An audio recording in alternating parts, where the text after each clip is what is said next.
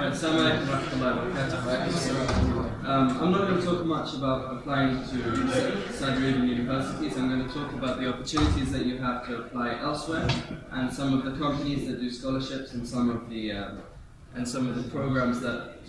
Is this only for IGs or even SATs? Everything. Okay. Even if you're not doing IG, CSE, or SAT, this still applies. Okay. Okay. So first of all, Taman, you have the Ministry of Education. The Ministry of Education have a lot of different programs. One of these programs is called Mawhiba. With Mawhiba, if you have a university offer from the US, from the top 50 universities, and there's a list of universities that they have, it's on their website. If you have an offer from the top 50 universities, you go to Mawhiba and then you put everything into the application, and they'll sponsor you for the entire duration of your study. Usually that process takes a couple of months, so even if you apply in May, you might not get accepted into the scholarship until November, December. So you might start the first semester not knowing if you've been approved for the scholarship or not. So you have to bear that in mind. Can you repeat? So the application process for Mawhiba starts in May. So who here is taking A-levels? Like Saudi taking A-levels? Saudi Arabian taking A-levels. Mostly you're Saudi Arabian taking A-levels. You have to get an unconditional offer. You have to have an unconditional offer by May. If you don't have an unconditional offer by May, you can't apply for Mawhiba. And that's why it's better, if you want to apply to universities in the UK, get accepted into a foundation year program. Because they accept foundation year programs for the UK. In the US, they don't have foundation, they have the freshman year. If you get accepted into the freshman year program in the US, you have to have an unconditional offer by May. Okay, and that's for Mawhiba. And for Mawhiba, you also have to have 90% on your GPA and 80 on your Qadarat. For Wadif Takbafatik is a bit different from Mawhiba. Wadif Takbafatik usually starts in around June. And what it does is it connects you to different companies in Saudi Arabia. For example, it connects you to Saudi Airways, it connects you to Saudi Airlines, it connects you to other different companies, and those companies then sponsor you to go and study abroad.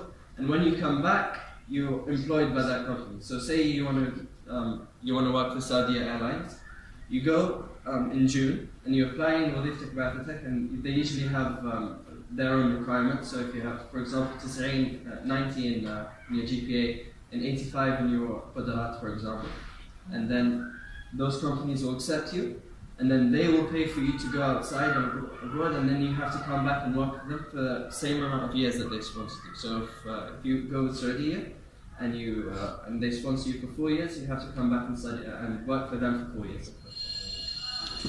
There's also Barnamij al-Nukhba, and those are for the elite universities. So if you get accepted into one of the top 20 universities in the world, then you can apply whenever you want. It's open all year round. Mawhiba is only open in May. Barnamij al-Nukhba is open all year round, and if you get accepted into one of the top 20 universities, you're 100% going to get an offer from Nukhba, and it will happen within weeks.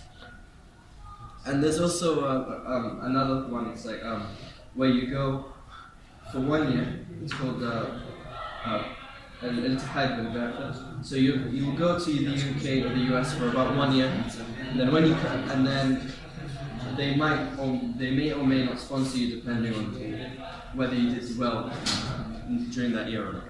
And there's also other opportunities as well. KAUST is a university in Jeddah, but they only teach masters and PhD. They only do postgraduate programs. And so what they do is anyone who has 95 on their GPA and 95 on Qadarat, they'll invite them to do an interview and a test. And then they'll send you to one of the universities that they want to send you to. And you'll do a bachelor's degree program in that university, and then you'll come back and do a master's degree in King Abdullah University for Science and Technology. But that's only if you have 95. You have to be very, very smart to get into this one. I personally didn't get there. I only got 91 on my Manarat, so I couldn't get into CAST. But it's a very good opportunity, and CAST is very well known for having a lot of money to do research. So if you're scientifically oriented and you like to do research and you want to, there's a lot of money in CAST to do that. They offer very generous loans. Another one is SAVIC. SAVIC and Aramco, they do the same program basically, where if you have 90 on your Manarat and 85 on your GPA, or 90 on your GPA and 85 on your Manarat, then you can apply through the Aramco and SAVIC portals, and then they'll invite you over to do an entry exam, and then after that entry exam you can, if you have an acceptance into university, then you can go straight away to the university, and then you'll come back and you'll work for SAVIC and Aramco for the same amount of years that you went. Or if you don't already have an offer to university, they do something called the CPP, which is the College Preparatory Program. So after you get accepted into SAVIC and Aramco, they'll take you in for 1 year, and you'll do your SAT, you'll do AP, you'll do SAT 2, you'll do IELTS, you'll do TOEFL, and they'll help you with your personal statement, and they'll help you with your essays, so that then you can go and study in the universities that they want you to apply to. And if you don't get accepted into university after that first year in CPP, then you're out of SAVIC, out of Aramco. So to repeat, the Aramco and SAVIC, the entry requirements are: if you have 90 on your GPA on your school report, then you need 85 on Manarat. If you have 85 on your school report, then you need 90 on your Manarat.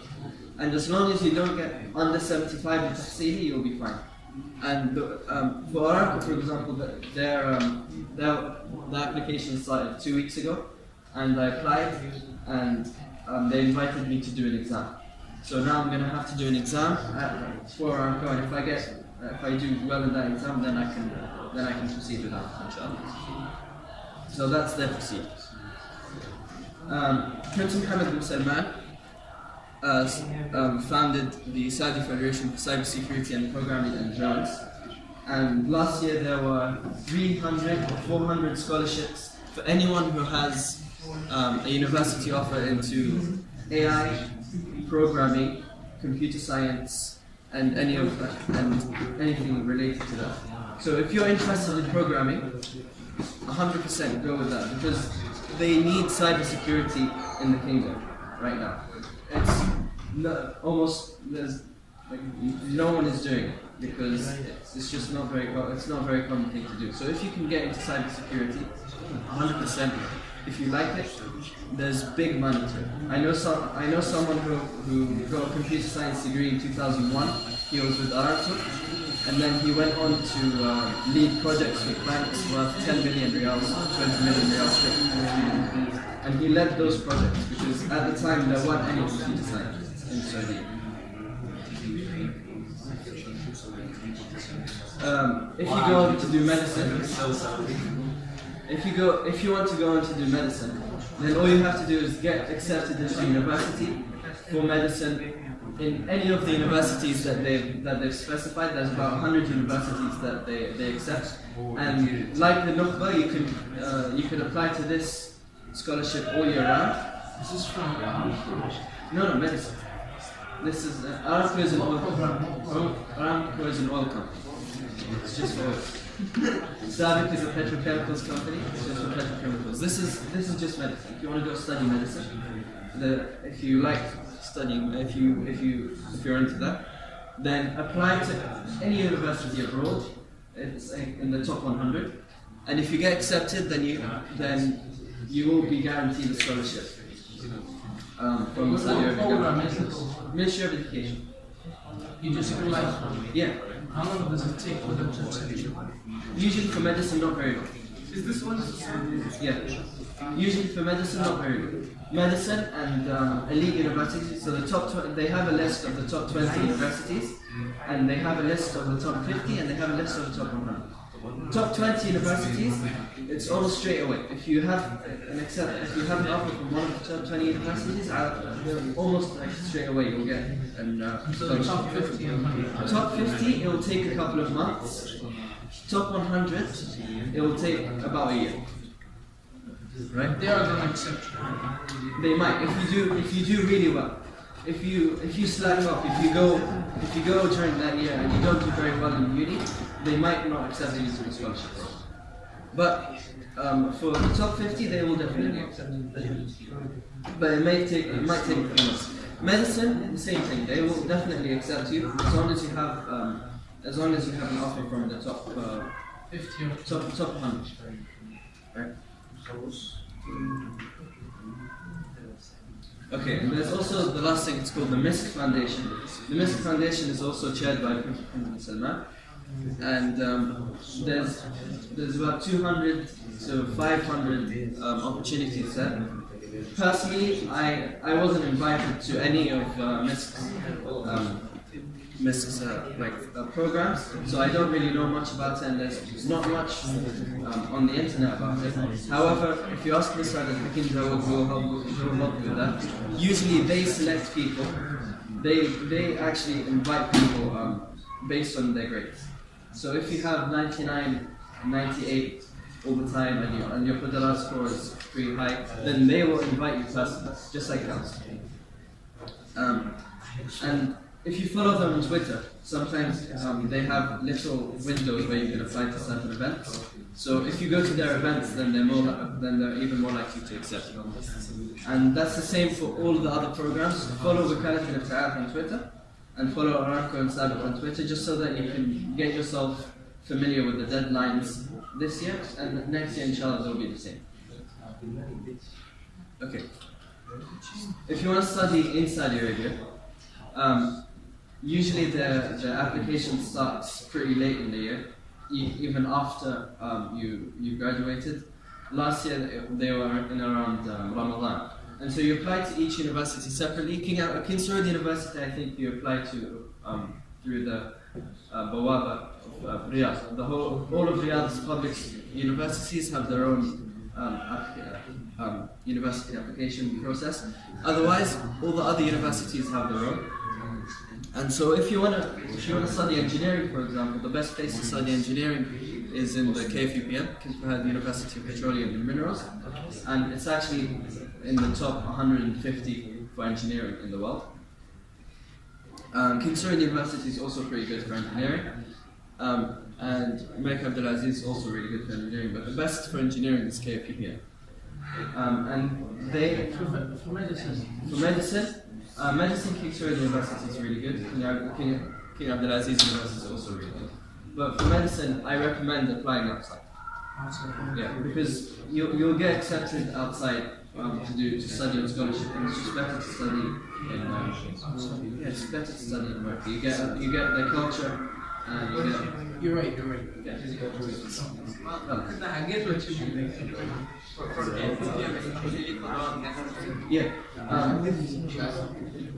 KFUPM actually rely on Tahsili the most. These guys, everyone.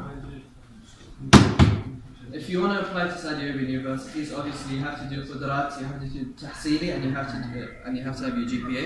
They've started to care less about your GPA rather than Qudarat and Tahsili. For KFUPM, they'll take 50% of your Tahsili score, 30% of your Qudarat score, and 20% KFUPM, King Fahd University for Petroleum and Minerals. They'll take 50% of your Tahsili score, and 30% of your Qudarat, and 20% of your school GPA. So if you got 97 in your GPA, they'll take 20% of that. If you got 91 in your Qudarat, for example, they'll take 30% of that.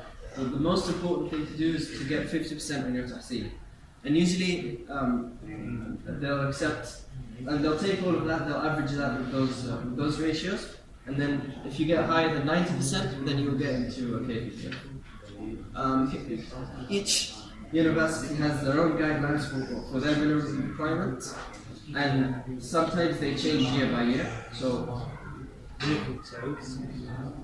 it changes. That's the thing. It changes year by year. So you're going to have to go to each university website and check from there. When they calculate GPA, Yes. they calculate From the school. or grade 1. Depends. Depends. Usually they'll take the last 4 years because you're doing international. And yeah, I think that's it for the.